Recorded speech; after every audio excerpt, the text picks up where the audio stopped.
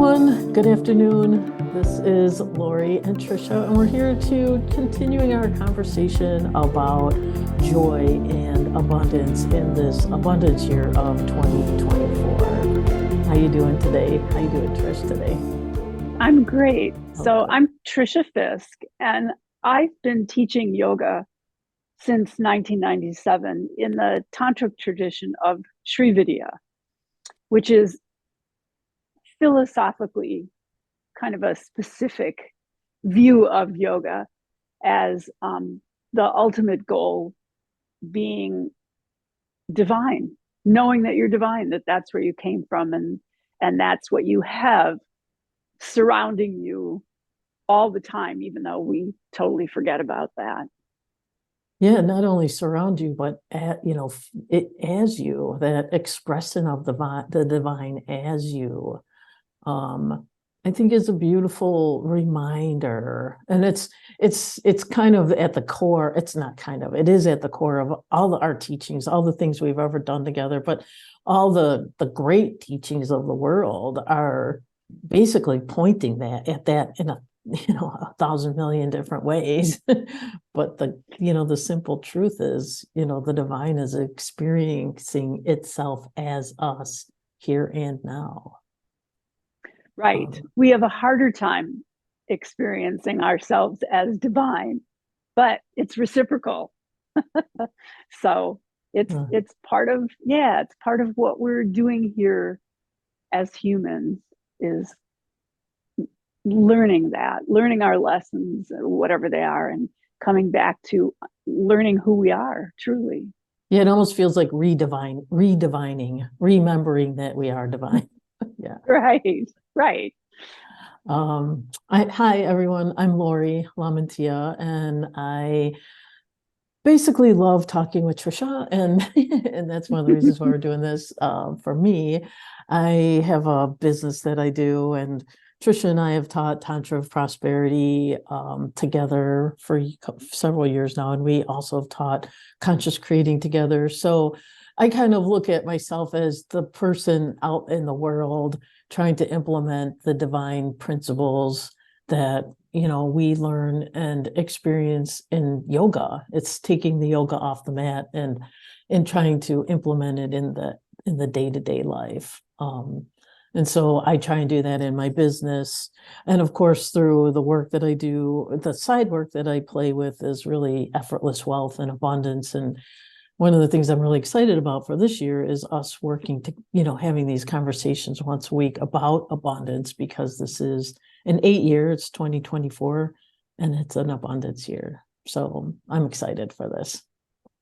Me as well. Yes. And the joy. Just the And joy. the joy. And the Right. joy.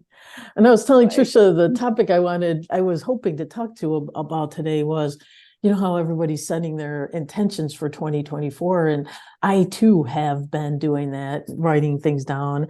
And I realized I was doing it in the future tense. Oh, I would love to have this happen and this happen and this happen. And one of the things I know from conscious creating, and I know from true where we are being our powerful creative selves, is we use our energy, but we realize it's in the now. So the desire for something to happen it really is much more effective to realize and feelize what it's like to be living in whatever your intention is that you wrote on your 2024 list right now. What does it feel like right now? What does it feel like to be 20 pounds lighter? What does it feel like to be in the middle of this love relationship? What does it feel? How are you feeling because it's done? And that was the key. It's done. In the great world where there is no time, it is done. And that's how we pull it to us more, is by feeling that it is a done deal. And I can attest for me that feeling abundant and wealthy and rich has over time created not only the wish for it, but the actual experience of it. In yoga, it's called sankalpa. You create a sankalpa, which is, you're not wishing for something to happen, but you're experiencing having this thing or experience or relationship, whatever it is that you truly desire. Because we need to get past the thought that everything we desire is bad or sinful, or even having desires is the wrong way to go, that we're supposed to not care about anything or really want anything. Oh yeah, You that know, was a that huge one to get over, right? That right, stops that you was right a in the really big tracks. one. That Yeah, stops you right. really It's big like one to get over. put cement Yeah, shoes on that your feet right away. Yeah. right, that we're supposed to give up any desire for anything is just, as human beings, I think, kind of a crazy way to think of it. So it's yeah, but instead of sitting around wishing for something, it's start to feel it there as a living presence. It's in existence. It's there, and that changes everything. Right. And one of the things I was feeling and wanting to talk about today was that felt sense, that what it does feel different when you have an intention, and when it feels like it's completed or it's done. The felt sense of someday in your body feels different than done, feels different than have, feels different than um living in the middle of it. And so I was thinking that what people could do really is take that list that they made of all the things that they want to see happen and project themselves out to the end of 2024 and be like, oh, that was great, thank you so much for that, awesome, and go to the done mode instead of kind of hang out in the when will it, if will it, can it, do I deserve it, I'm not sure about it, all that uncertainty that you can feel in your body that feels very different than, oh yeah, I've got it. I am enjoying my life. I am in the middle of all the wonderful things that I'd wished that I desired. Well, it's your language. Your language has to be so clear and specific that it's here, not I am enjoying this, but wow, I enjoy this. Wow, Yeah, this is right, wonderful. I mean, your language has to be that right. that excitement, that enthusiasm, not a hopefulness, but a direct experience of it here. And Right. that's important, even the language in your head. But yes, how you write it out, that's really important too. Your language has to be now. God, this is awesome. Right. The This is actual, everything. I'm in the moment now. And it's one of the things, like like one of my teachers says, when you're in that conscious creating, you can feel, it almost feels like calibrating. It feels like you're calibrating from will it, can it, and you just keep feeling, and I love the language part, but you just keep feeling, and almost until it's like, like if you were working with a combination lock, you're like, and you just, you keep calibrating your energy until it goes, oh yeah, that's what it feels like. I feel satisfied. I feel grateful. All those things that come from when you have something and you see it and you've accomplished it and you go, oh, that feels really good. It's Mm-hmm. feeling good now before, as it's knowing it's coming. So I think No, your it's not language is coming. perfect. Right. It's there. It's Right. there. It's For the not coming. purposes It's of this there. conversation, it is. It is. It It's is. It there. is. It's now. It's Right. now. It's now. That's how you Right. calibrate. Thank you. Excellent. Yes. Yeah, and I love the yoga teachings on this are profound, and obviously been around for a long time around sankalpas and using your energy in this very, very clear and specific way. Yes. I mean, there are mantras for Sankalpa from hundreds of years ago. So yes, it's been around for a long time. Again, it's see it, feel it, know it, experience it. Whatever, use your senses to have it be present right now and feel it. Right. Yes. which I love. And I love that you were talking before we started the conversation recording about you're taking Yoga Nidra training. And I think Yoga Nidra is such a perfect way to plant that seed of desire in that fertile, unresistant ground and let it flourish. Well, absolutely, because we start, when you start doing Yoga Nidra, you're working to just relax yourself. You're working with your mind, but a deep and rich experience of Yoga Nidra is that you're past that. You're in you're moving through the koshas, if you're familiar with what the koshas are, but you get to a place that's past doubt, that's past judgment, that's past work to do, that's just connection to the energy of the universe, your source, all that is. And so to have an intention held in that space is done. Right. Because like you said, there's no time. There's no time, and there's no work involved. Right. Right. Yeah. Right. That's such a crazy coach. I'd like to come back to that, but I think for people who aren't familiar, what is Yoga Nidra? Yoga Nidra, I guess the direct translation of it is sleep, yogic sleep. It's a form of meditation that goes further than just directing the mind to focus on something specific, but to actually surrender and let go. You are past the thinking mind, past the state of sleep, past the state of dreaming, into this area of surrender where it's not the I disappears, you disappear, and there's just this connection to your source. So Right. it's a real act of surrender. And I think Yoga Nidra is like the perfect way to plant the seed and allow yourself to be in that place.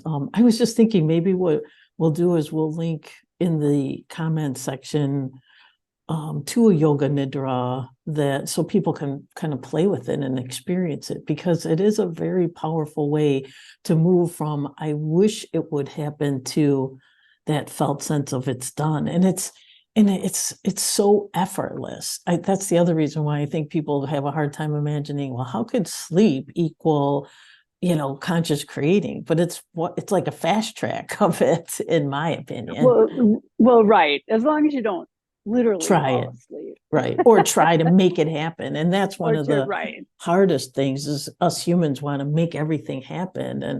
And from the divine perspective, as soon as you've asked, I've answered, and the answer is yes. As soon as you've launched that desire, it's in the unlimited, it is. And now you're just putting yourself in the place to be availing yourself for it you to experience it. Did Exactly. Yeah. Yes. And I was going to say, and that availing yourself of it is exactly it. You set up the situation in Yoga Nidra, you're actually laying down. So you don't even have to work at sitting up, and your back gets tired and your shoulders get tired and your neck and all that stuff. You are actually laying down and relaxing. So the biggest challenge is not falling asleep and starting to snore. But actually, if you've ever seen some of these people with Yoga Nidra, they got their comfy pillow, you got their snuggie. There's equipment all over the place, so I could see why, a pillow. Yeah, that it's easy to fall asleep in a well-appointed Yoga Nidra session. Right, and sometimes Yoga Nidra is used to help people sleep if they're struggling with that. It can be used for that too, but for our intention of what we're talking about, sankalpa, it's not the falling asleep part. It's Right. actually getting to this state of surrender where all my doubts and fears and concerns don't get in the way of me creating. Totally. And it's a beautiful feeling. yeah. It's Yeah. yeah. It reminded, well, some of the work that I've learned is through theta. It's like you're putting yourself in that theta brainwave state. You're bypassing the overthinking mind and the overactive mind, and you're moving into the energy wavelength that instantaneous healing, instantaneous creating happens, is in that theta state, which is what Yoga Nidra is really trying to bring you to, from what my experience. Yes. Yeah. The short answer to that is yes. And the only thing that gets in the way, of course, is us, overthinking, again, over questioning, doubt, fear. Just it's tough for us sometimes to just let go and surrender and trust. It is. So that we get in our own way a lot. And it's the same thing with setting an intention, which is very different. Setting a sankalpa is very different than having a resolution for the new year, because it point. Is. Yeah. Okay. Yeah. It's this desire, but then it's the surrendering it. And instead of focusing on how am I going to make this, how am I going to create this or make this happen, what work do I have to do? It's about surrendering and feeling it there. It's already done. You're living it, which is a leap for a lot of us, for our thinking minds. Well, especially like I can hear my business brain go, you got to have a plan, and you got to have some goals, and you got to work it, and you got to send a lot of emails. There's a lot that goes into that. But us divine essences know it's easy. The part of us that is divine knows. That's why we came here, is to use our energy to mold the clay of life to create our desires. So this Yoga Nidra is a really fast track way to allow that. But you're right. Say more about, because there's two things you said that really pinged me, was the word surrender, which we've talked a lot in our lives together. I think we should talk a little bit more about that. And the difference between resolution and a sankalpa. What do you feel is the difference between a resolution and a sankalpa? Say that again. Well, I think from my personal experience in the past, when I've had a resolution for the new year, it was a working plan. This is my plan of what I'm going to do to achieve this goal I want. Mm-hmm. And in a sankalpa, we're not focusing on the work I have to do to achieve this. In a sankalpa, we want to experience having it. It's there. How do I feel owning it, having it, living it? Which is very different from what do I have to do to get there? What are my steps? A, B, C, D. And sometimes you don't even know what you're going to, sometimes, I think a lot of times people don't even allow themselves to actually feel the end game, that we're so busy in the middle of trying to make it happen that, well, what am I really up to? Am I up to joy? Am I up to satisfaction? Am I up to just relaxation or peace? And there's a lot of other ways to get to peace or satisfaction. But, I do think that understanding what that felt sense result is a really valuable part of the whole creation. Right, because until then, there's this separateness of I'm here and I want that. Right. Not I'm here experiencing this. Right. Yes. There's a big difference in that. And yes, you and I have talked a lot about the word surrender. For years, I had a really hard time with the word surrender because it sounded like giving up or yeah, Weakness. not participating. Yeah, weakness. Right. But surrendering is actually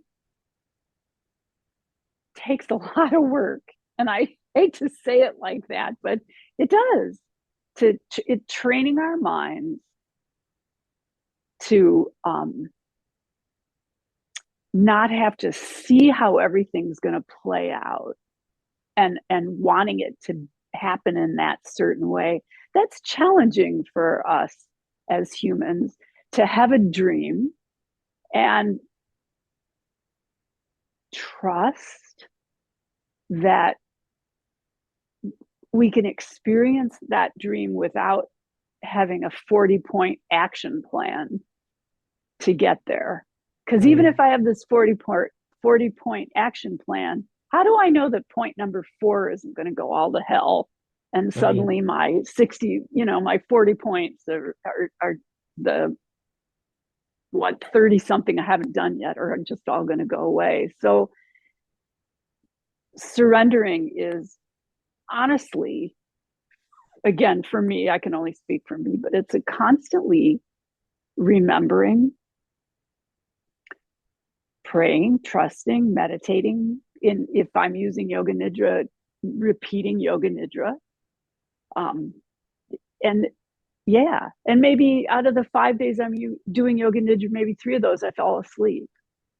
Right. So, right. So it's not I surrender, and it's just that I know how to turn something over. Yes. I don't know how to do that without practice. Right. And trust. Yeah. Right. And being, having like you said, that trust that there's this beyond our logic and beyond our mind and beyond everything, all our little human stuff, where we exist, that is this power and grace and flow that is that is the energy of life that could work and orchestrate for is a win. Us humans don't think that way, but that's the way we think when we're being our divine essence. It's just divine play of. And I think the surrender is almost surrendering what we think about how things are supposed to happen, the way we've learned here on Earth, and surrendering those old ideas for this new idea of our divinity. The aspects that we are create easily, and it's easy to make things happen. And all these old ideas, just surrender them and let them go, so that that divine truth can come forward, which is, oh, you wanted that? Okay, not a problem. There's nothing saying no, there's everything saying yes. Right. It's this dismantling of this logical progression of how I get things. Right. Excellent and word. Right. And that's the work, if you will, is dismantling subject object. And this, right, that I have to have this plan and I have to stick to the plan, instead of I need to work at dismantling the plan so that this greater force of energy will work with me to create this thing. Yeah. So it's surrender is challenging. I totally agree. And that's one of the reasons why we played with renaming it and reworking it. And we've kind of come back to surrender, only because it's a felt sense. And to me, the felt sense of surrender isn't so much of a mental exercise, although it can be, but what is, what does it feel like to be in a warm bath surrounded by warm water, where you just, you feel so, embraced and comfortable and comforted. I think that's, to me, the felt sense of surrender is all is well and everything and all's just flowing really beautifully. So I don't have to work at it. I can just marinate in this wonderful tub of water with suds or whatever. If you can't do it from a mind perspective, your body teach your body how to surrender, because the surrender there is probably easier than the whole mind game that we're kind of talking about. Right. Or your breath, using Right. prana. Your breath is another way to allow this tactical mind to dismantle. Again, you go into feeling sense, right? The feeling it instead of defining it, planning it, describing it. It's just being present with it, which takes, it takes practice. There's a thing in psychology where, for instance, if you want to work with anxiety, you have things to practice, but you practice them when you're not super anxious so that you begin to trust them. So if you do have an anxiety attack, you trust this process that you've been playing with and practicing and using. It's that same thing. We need to play with and practice these techniques that we use in order to surrender. So, Right. yeah. So it's a practice, just like laying out your strategy of what you're going to do to create this thing. The practice of surrendering into it is also a practice. Right. The practice of feeling it done is a practice. And what I was, this whole conversation almost feels like it's like nuggets for the mind, our minds, so that it can relax, so that it stops creating the duality, so that it sits down. And then once it settles down or it sits down, the oneness or the unity bubbles back up. So, the surrender is slowing yourself down to the point that you aren't, like you were saying, you don't have this duality of someday it will and, I want. It becomes one, and I want is what is. It becomes an is. An is instead of an I want. Yes. Yeah, a done deal. And so from this conversation, I hope people are really feeling the experience of what happens when we set a sankalpa or we set an intention, and then our minds work really hard at it. What we're trying to really blend and bring back into oneness is, once that desire is launched, the experience of it, if you can give yourself the grace of the it's done experience, is that felt sense is what, that the divine play is. That's how we consciously create here. And I think Yoga Nidra is one of the most powerful ways to go from dual to unity. Yes. Yes. How would you wrap up this? I would say go back to, it's okay if you've set a resolution or an intention for this year, go back to it and start with your language. It's here, it's present, it's done. Start there. And then what are the feelings? So first your words, then your feelings, and then see, sense, or feel that it's already a done deal. Perfect. That is the perfect thing to do with all those resolutions and creations you put on your list for 2024. Thank you, everyone. I hope you enjoyed talking about seeing your resolutions as a done deal, seeing as your creations as a done deal. Happy New Year again. Namaste.